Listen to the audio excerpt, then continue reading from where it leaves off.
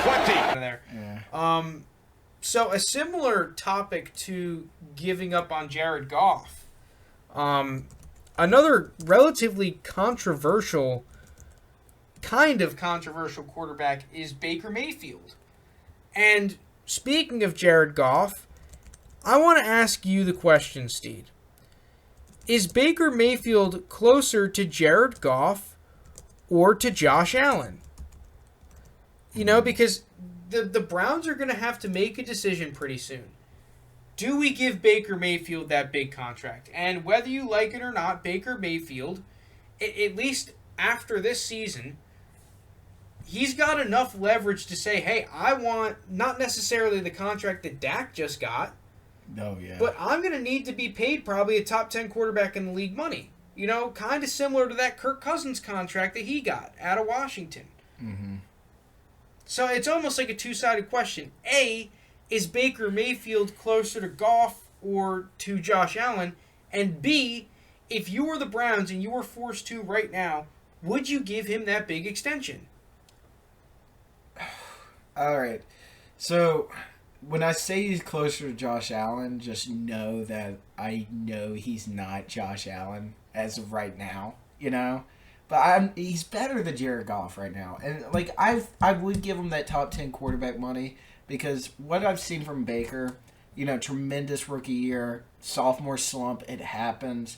New coach, new offense role, a little choppy at first, then mid to late season really got it going and played like a number one pick, is that I think Baker Mayfield, and one reason why I would buy Baker Mayfield is because I think, you saw it through his college days, is that if he has to fix something and he has to learn it and just see it, he can fix it quick and really just, he can almost kind of master it and get a feel for it.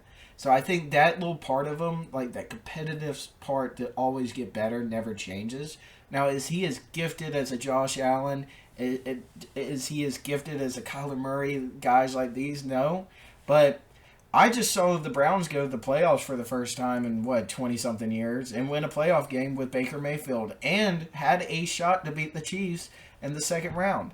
So I'm giving that top 10. I'm giving that top 10 quarterback money right to him easily. I still love Baker. Yeah, so I believe that Baker's closer to Jared Goff, but I do agree with you. I think that the Browns would be in a position you kind of have to pay him because who are you going to get that's better than Baker Mayfield without completely giving up the house?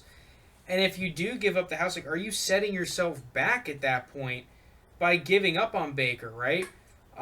This year for Baker coming up is an absolutely massive year for him. It is. If he comes out and plays well and plays as a top 12 quarterback in the league, he's getting that big contract. And I think he'll prove a lot of his doubters wrong. And I completely see where you're coming from. That was his coach at Oklahoma. What's the guy's name? Lincoln Riley.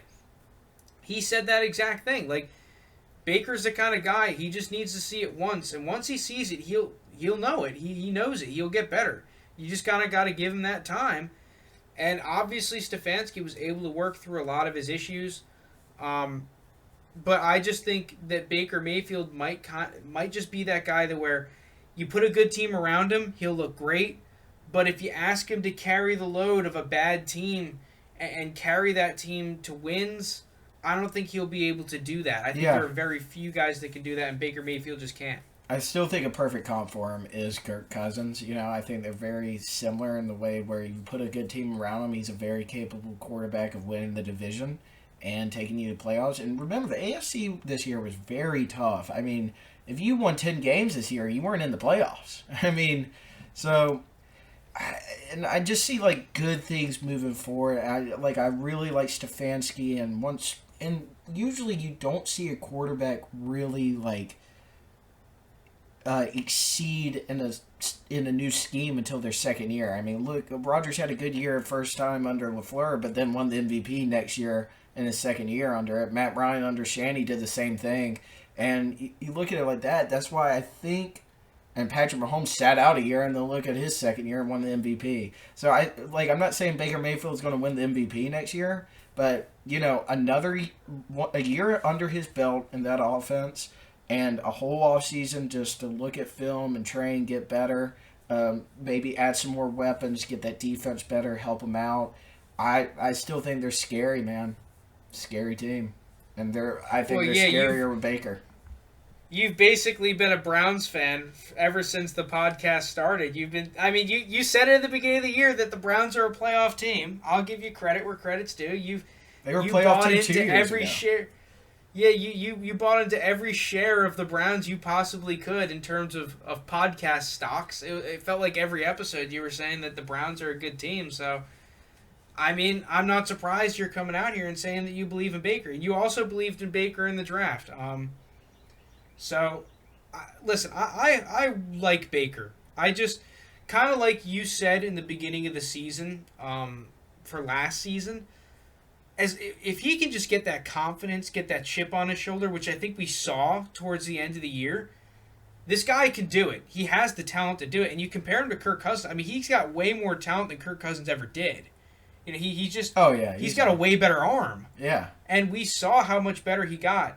So I don't think he's at that Josh Allen level. I'm just saying that's his. I got him in fantasy, so yeah. I mean that's his. Baker. That's just my comp with him, kind of like in his third year. I mean, we could be saying 2 years right now. He's got that $30 million contract, and his comp is like, you know, is he going to be the best quarterback of the class? I think Josh Allen and Lamar Jackson are kind of fighting at that moment, but you know. I mean, he's making the playoffs too. He's knocking at the door. I mean, it just depends, like, if he starts getting into this UFO stuff, you know, like, really, I don't know what's going on there. I dig it, but, like, you know. Do you think Baker next year can end up and firmly be a top 10 quarterback? Yeah, I mean, dude, like, didn't everybody count out Derek Carr 2 years ago? I mean, Derek Carr played like a top 10 quarterback this year. And yeah.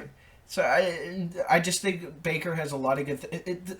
The identity, the culture has changed in Cleveland, where they got a stable quarterback that can play and he can react quick and change up and play to his strengths, and they got a stable nucleus there now in that team where they will compete.